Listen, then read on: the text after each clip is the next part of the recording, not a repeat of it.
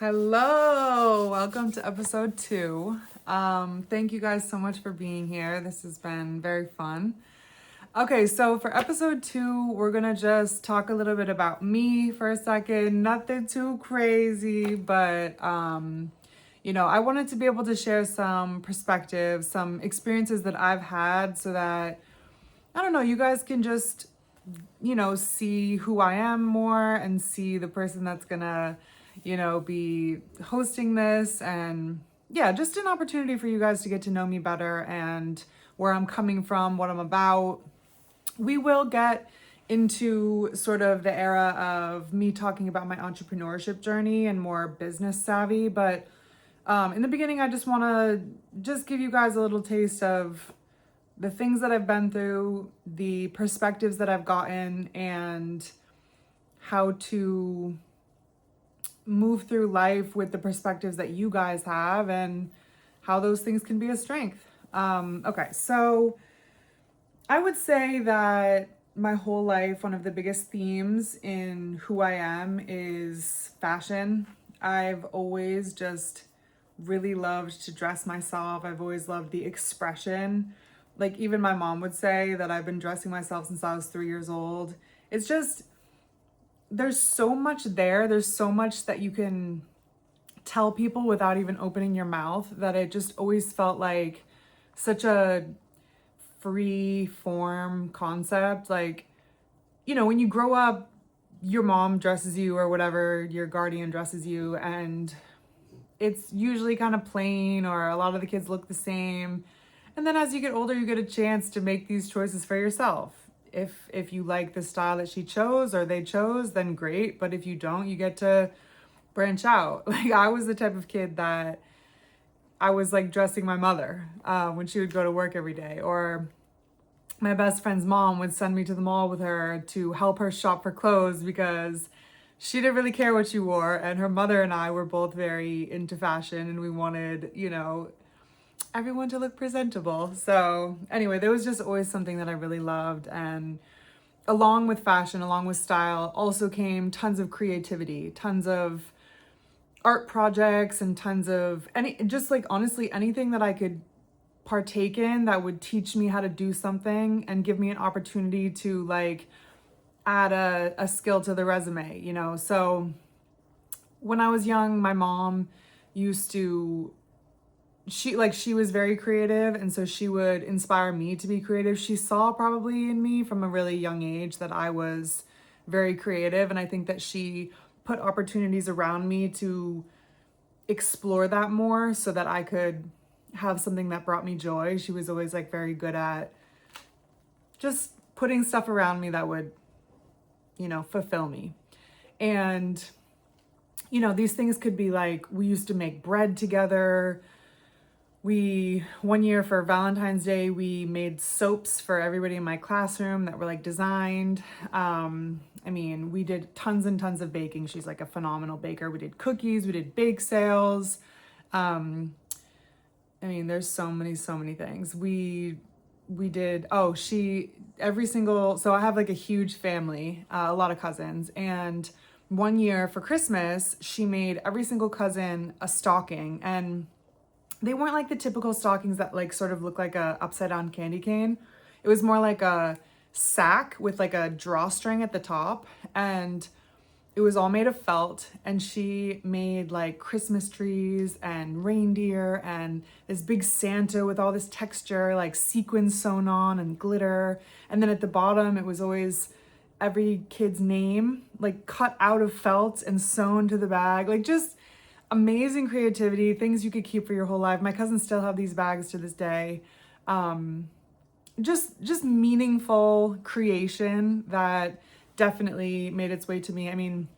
One year we made scarves for everybody, hats, like knitting projects. It was just always something very creative. And even in school, one year when I was in 3rd grade, we had this competition, and somebody came in our art class and taught us about Native Americans. I don't even know if this is like a real thing, but they taught us about how there's this thing called a storytelling doll in Native American culture, where it's like a figurine, and she just symbolizes like a mother or like a elder in the community, a woman telling the kids stories, like enriching cultured stories. And so we got this opportunity to make these dolls out of clay, and they were supposed to be representative of what we learned to that a storytelling doll was. And we had like a competition of like who's could win, you know, the best one.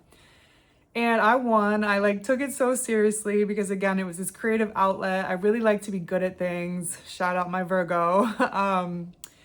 And I won. And it was just like this really big moment because in middle school, high school, just through these times in my life, I had a lot of bullying. There were a lot of very hard moments in my childhood for bullying because I was just a very kind kid. I didn't really give into the whole concept of like being mean to people for no reason. I liked to learn people very easily or very quickly.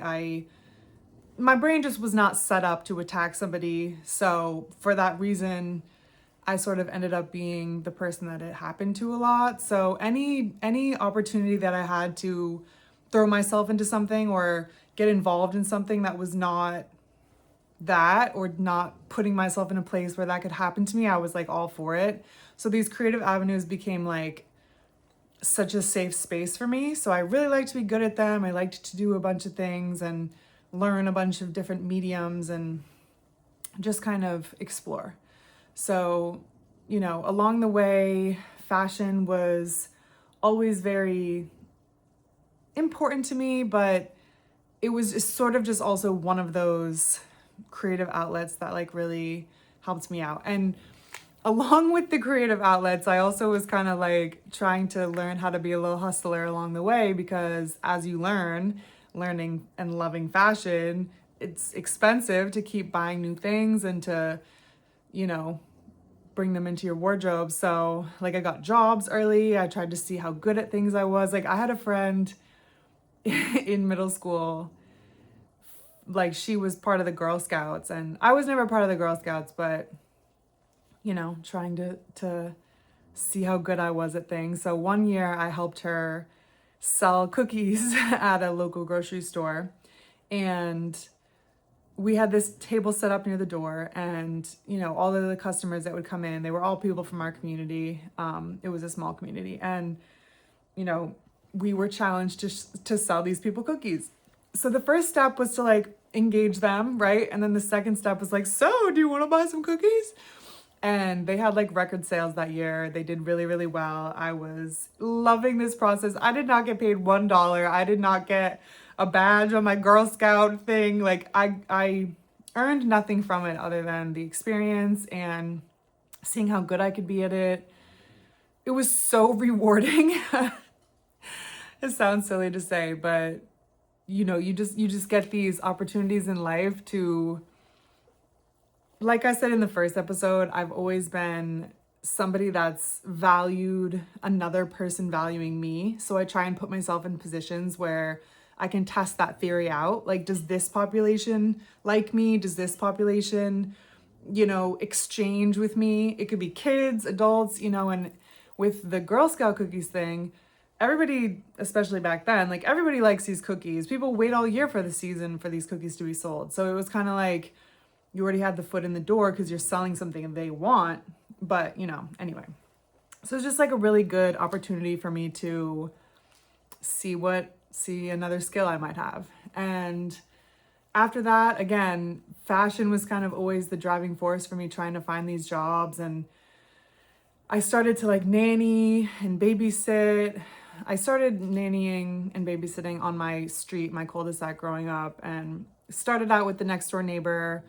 They had some adopted kids that were super, super young. And then I babysat for my neighbors right across the street from me. And it was a family of, the woman had a child with her first marriage, and then she had a couple children with her second marriage. And so there were some big age ranges. So I was originally hired to babysit her young kids. And as time went on, I knew her older kid. He was a year older than me. I knew him from school. We had grown up together in school. And he was like a typical teenager, young teenager, and didn't want to do his homework, didn't want to clean up after himself, didn't want to take the dog on a walk. So she would eventually say to me like, hey, like, do you think you could get him to like, do his homework or like take a shower and walk the dog while you're over there? And it got to a point where I actually sometimes was going over to the house just to babysit him.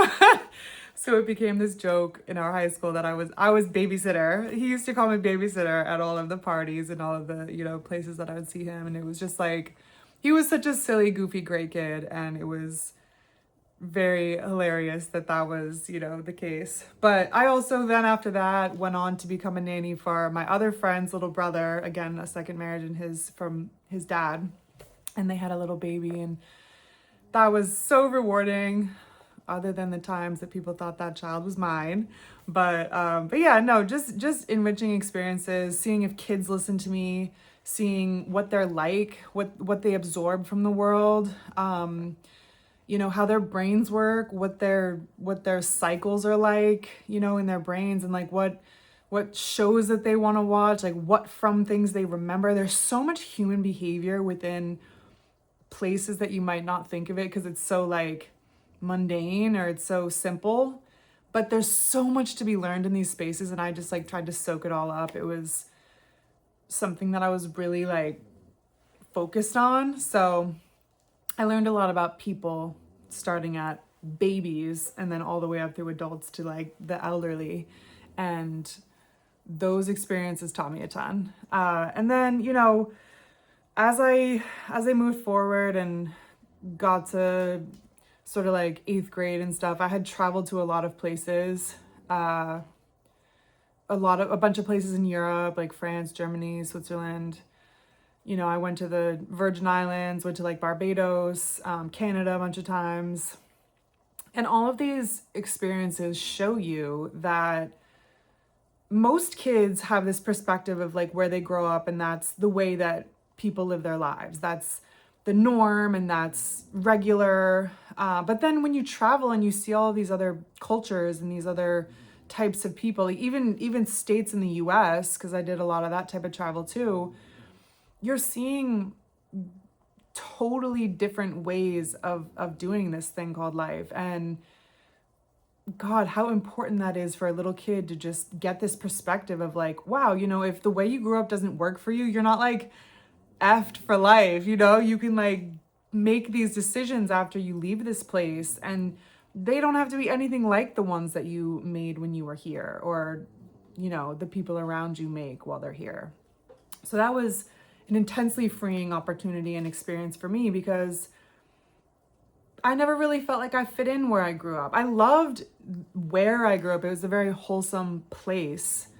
But I was the black sheep of every room I walked into before I left for college. And that takes a toll on you, you always want to feel like you belong somewhere. And when you don't really have that feeling, it can affect you. And so to travel and to get these opportunities to just see other people and see how they're doing was a huge, huge step up for me. And it allowed me to be more accepting and to be more patient and to, just see what the next chapter of my life could be like.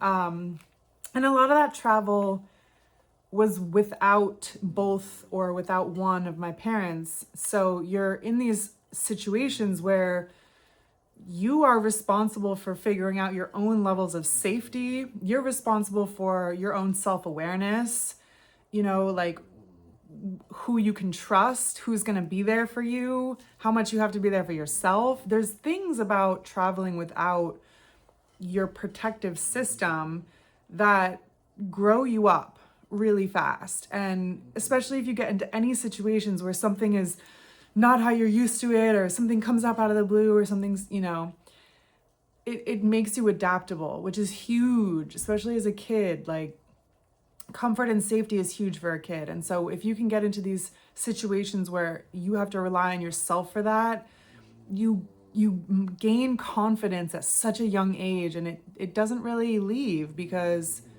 you can't afford for it to leave. You rely on it. And so that was a huge lesson for me. That was a very fundamental thing that I still to this day very much rely on myself for a lot of confidence and a lot of inspiration and things like that that I learned from such a young age. Yeah, and so, I throughout this time of middle school and stuff, when I was getting bullied like crazy, we always had family dogs, and the dogs became such a safe place for me. They don't do those things to you. Dogs are so forgiving and they're so sweet and loving. We grew up with like labs and golden retrievers, so they were very like cuddly and loving, just like a ball of joy. So a lot of the times I would throw my love into the dogs. I'd be on the floor with them. They loved me back. It was always like a very safe space for me. And learning that I could throw myself into this dog and have such a positive experience. Not only did it make me a full dog person, and still to this day I have my own dogs now, but it also made me realize that I can throw myself into the other things that I love, and I can focus less on the people that don't serve me. So I could do things like get a job, or I could do things like go have a creative hobby, or, things like this that just brought me away from all of the things that were unpleasant. Like when we were in 8th grade, my middle school, so I went to the same school from kindergarten through 8th grade. So middle school, just like those years. But middle school at my school was very tumultuous for my grade. We were very unkind to each other. The girls in our grade were very unkind to each other. We had a very large socioeconomic scale in our school. So there was some like really, really rich people, and then there were people that really didn't have much. And in a normal setting, this is not really that big of a deal, but in my school, it created a little bit of entitlement in certain places, and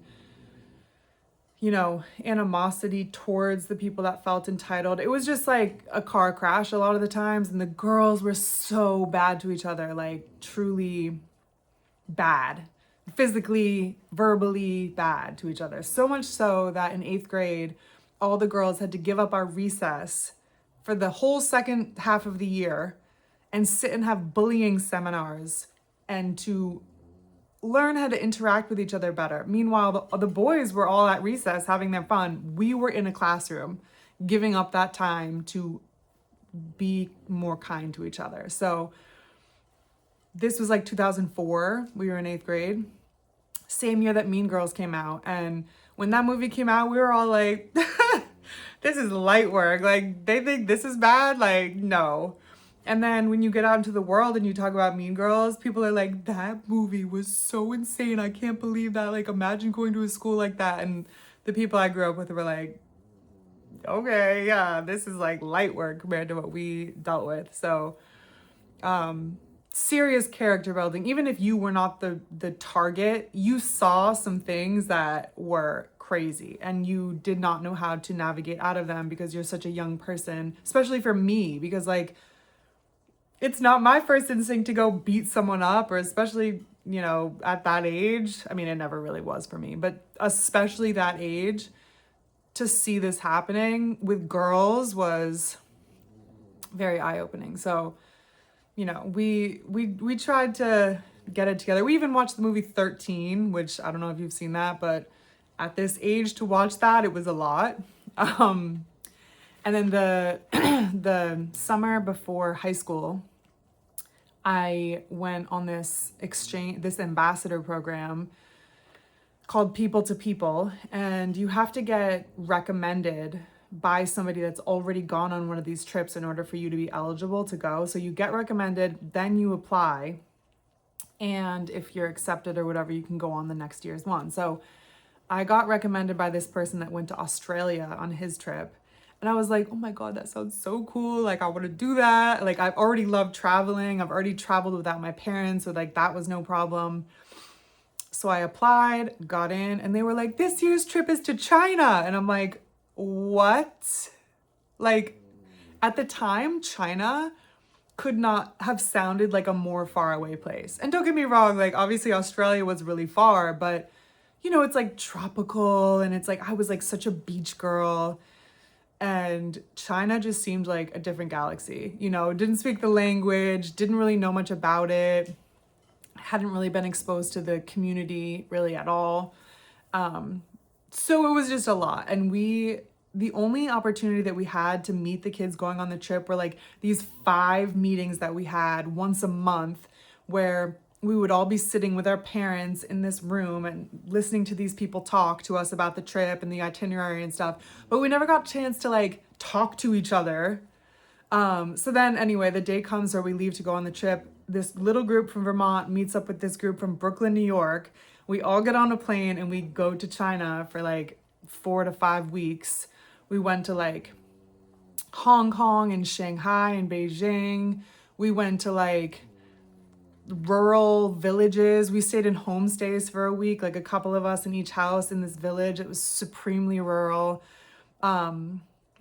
Just an absolutely crazy experience. So worth it. Like when all of the other kids in my grade were like, you know, having the blast summer before high school and whatever, like so excited for what's next. I was like in a different world, a different galaxy, having these absolutely mind-blowing opportunities, seeing these things, you know, just getting life experience. And that was kind of always me. I never did the thing that everybody else did. Never, ever, ever. I was always constantly going against the grain, constantly like challenging myself, putting myself outside of my comfort zones to try and do more. Again, the people that I grew up around, besides 2 or 3, never really understood me, never really accepted me and allowed me to be my full self. So I wanted to go out into the world and find people that were my people, that didn't make me feel like I needed to fit into this box to just love me. So yeah, so then we came home from China and I had my first year in high school, and then right after my first year of high school, my parents decided that we were going to sell our house on the cul-de-sac and buy some land that only had this like barn on it, and we were going to build a new house. So the summer before sophomore year, this happened. We moved onto the property and the barn had no insulation. So like in the summertime, it was super, super hot. You couldn't even be upstairs during the day. And then in the winter, we didn't live there the full winter. We moved like right in the beginning of December into the like basement of the new house. But still, mad cold up there. It was like, oh my God, you had to be like in a snowsuit all the time. And then my parents had rented like a temporary RV that had like running water. It had, you know, heat and AC. It had the stove and the oven. We could cook dinners. And my parents and my dog lived in that while my brother and I lived in the barn.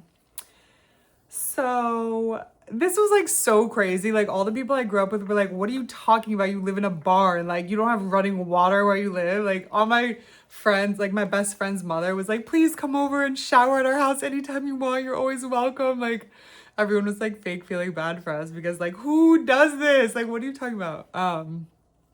But I actually wrote my college essay about living in a barn. So you know, that was a selling point. That was something I got out of it. But again, just very character building.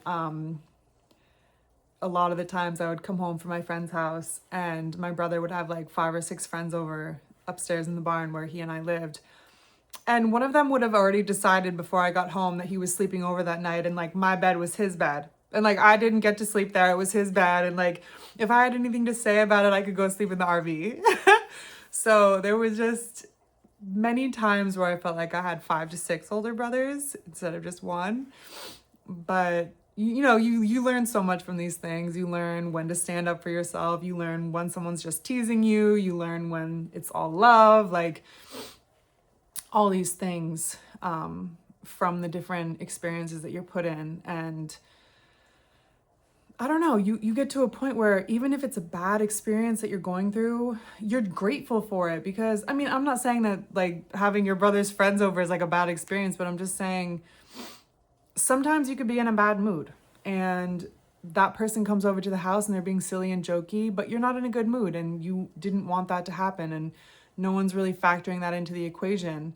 And you have to figure out how to navigate out of that. You have to figure out how to not lose your head or take your bad day out on somebody, or You make it somebody else's fault or problem. Express yourself in a way that's controlled and makes sense for the situation, you know? So again, my brother and I are very, very different people. And even understanding why he's allowing his friend to do this and not standing up for me, or like not telling them, yo, that's not your room, or like whatever. So just a lot of times when, you know, that just became the norm. We also, every year, my dad was a chef in the family and my mom was the baker. And every year on the day, like on Christmas Eve, we used to cook this huge feast, and we would take it down to the local homeless shelter, and we would like feed people, like make plates as they waited in line and stuff. And we got to talk to them. We got to talk to the people that worked there. We get to see like some people year after year. I wouldn't say that like we fully remembered them because we didn't have like a ton of time to interact with them, but it was a really enriching experience because, you know, there's not a lot of opportunities for a kid that just like lives in a really small town in a really small place to like get out in the world and experience what other people are going through and what other people are faced with every single day. You know, I didn't have any friends in high school that dealt with things like that, like homelessness or massive struggle in that way. So feeling like you could go and interact with these people and not just like, here's something cool and bye, we'll see you later. It's like, no, we stayed, we served, we got to talk to these people, and it gave me a lot of really good perspective that I sort of took with me moving forward. It was this big concept of empathy. And when I got to high school, I took this class called Holocaust and Human Behavior. And this class, for the first time in real ways, it taught me so much about myself, because I always thought that I was just like really emotionally deep and nobody was as deep as me. Nobody could really understand the depths of my emotion. And I thought that I was just like this weird person. I had to like grow up and be strong and tough. Then I realized that this is actually a superpower, and I can actually go out into the world and help people with this. This is like something that's going to be a huge skill and tool for me moving through the world. And we met in this class. We took a trip down to the Holocaust Museum in DC, and along the way, we went to some synagogues. We learned about the religion of Judaism. We met with some survivors that still had tattoos on their arm from their experience. And just learning through empathy. We would have class discussions, we would journal, after we would go to the museum every day, we would come together as a class in our hotels, and we would have these big conversations. Like a lot of us would cry about what we saw and what we went through. It was like a celebration of empathy. It was a celebration of how much we felt for others and how that specifically could be applied to so many situations. Like somebody's struggle, you now understand it a little bit more, and how to be there for that person if they're struggling, and how to not forget about people, how to not leave anybody behind, how to just sympathize, empathize, you know. And in a world where sometimes that can feel a little lost or not as common as we would hope, we were all very grateful to be ones that understood that concept so that we could carry that out into our lives and to never leave people behind. You know, and I think that empathy was one of the things that, learning about it is one of the things that really shaped who I am, and it gave my depth a lot of meaning and value. And, you know, moving through the world with it is just a more sensical, logical thing. And when I was in high school, I was getting into fashion even more. And, you know, like I said before, you need to have money to continue to, you know, invest in that fashion. And actually the grocery store that I was telling you earlier that I was selling Girl Scout cookies at that really young age, I got a job at right when I turned 15. A couple of weeks later, my friend's family owned the grocery store, and I was like, I need a job. Like, please, I need a job. And I got a job, and I was working with like all of my brother's friends from high school, and they were like going out on Saturday night, getting drunk, coming in on Sunday, being hungover, and giving me all the jobs that they didn't want to deal with. So that was fun. I was like cleaning the bathroom, and like, oh God, it was character building. We'll put it that way. It was terrible to clean the bathroom with basically one other female on the whole entire staff, and all the rest are boys or men. But, you know, we got through it and we learned how to do these things. And my mom was huge about, like, if you make a commitment to something, you're going to see it through. That's like the discipline that she really instilled in my brother and I. We didn't have a ton of discipline. Like, we didn't have chores and things like that. She really wanted us to, like, have the opportunity to just be kids in the home. You know, we went through some hard things, my brother and I, so she just didn't want to make it harder, I guess. So she instead found ways to show us discipline like this. Like, if you get a job, you're showing up. If you know, if you choose to go that route, you're gonna do it. And, like, you know, there were plenty of times where, like, I would go to my best friend's house during my lunch break and not want to go back. And my mom would call me like, you better get yourself back to that store right now. You made a commitment and you are not leaving them high and dry. So a lot of discipline was learned through things like that I did not love, but ended up being, you know, very, very much valuable. And discipline is such a huge thing. It's such a huge thing. Every single step of your life, discipline is massive. And if you don't have it, if you can't discipline yourself, it's going to be really hard for you.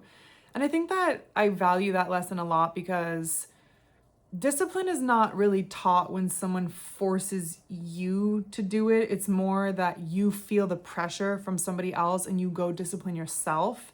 Because when you can discipline yourself is when it continues to stay with you and you learn how to do it better and better every day. But if somebody's forcing you to have discipline, sometimes it doesn't always stick. So when she taught us discipline in this way, where, like, if my brother got a job at the golf course or if I got a job at this grocery store, like, you're going up to your boss and you're saying to them, I quit, or you are showing up for your shift and that's it. That's final. She's been like that with everything. With, you know, any commitment we make, we are going to show up. We are going to be about our word. All we have in this life is our word, and you are going to be good on it. So, you know, this kind of combination of, like, good dedication, good discipline, and empathy, like, all these different principles, perspective of what you see out in the world, and, like, all the people that you interact with, how kind you are, how forgiving you are, how much you love yourself through the process. There's just so many things that you learn along the way of having as many experiences as you can. And so I'll talk about this in the next episode a little bit more, because honestly, I could sit here and talk about my life experiences for too long. But one of the most important things that I want to just leave this episode with is every experience that you can have in your life is going to give you some sort of perspective, some sort of lesson. And we need to be able to find the lesson or the perspective in all of those things. Like, I could interact with somebody that I don't really love how they move. I don't really love their actions. I might not respect them very much. But even learning what I don't want to do is learning, right? The blueprint of what not to do is also very important. So after this whole, like, era of COVID, where it's made a lot of people like indoor creatures, we also just have to remember that there is value in every interaction that you have. There's value in seeing your friends. There's value in meeting new people. There's value in saying hi to the person that makes your coffee every morning. You know, there's value in every single thing. Saying hi to your doorman if you live in the city or whatever. Or, like, whatever the case may be, just any opportunity that we have to get outside and to interact with people and to remember that we are social creatures and that we thrive with each other. And don't get me wrong, solitude and being alone, very important. I live alone, I totally understand that. But there's a time and place for both. And we cannot forget, with all these screens and all these things getting in the way of real interactions, that these interactions are going to be more important than anything else that we have in this world. And not forgetting just how important those are. And that is going to be what sort of brings us all together and reminds us how much positivity matters and how energy is such a big deal, how humans can be conductors of energy or takers of energy, and we get to sort of choose where we want to lay within that. And, you know, giving, taking, all these things, you can only get that from others being around you, right? So don't forget how important these things are. And as I talk about a little bit more of myself, nothing, like I said, nothing too crazy. We're going to get into a couple more topics before I sort of move on to the entrepreneurial side of things. But before we get to that place, just never forget that you have the choice every single day to wake up and choose negativity or choose positivity. And in a world where all the news we get is so negative and so scary at times, just remember that it's the darkest before dawn, okay? And that we are safe. We are okay. If you love yourself, if you back yourself, positivity will stay around you. And if we stay grounded in that, we will be just fine. Okay, so thank you so much for sticking around for episode 2. Every Tuesday, I will be dropping another episode. So I will see you next Tuesday. And thanks for tuning in. Bye.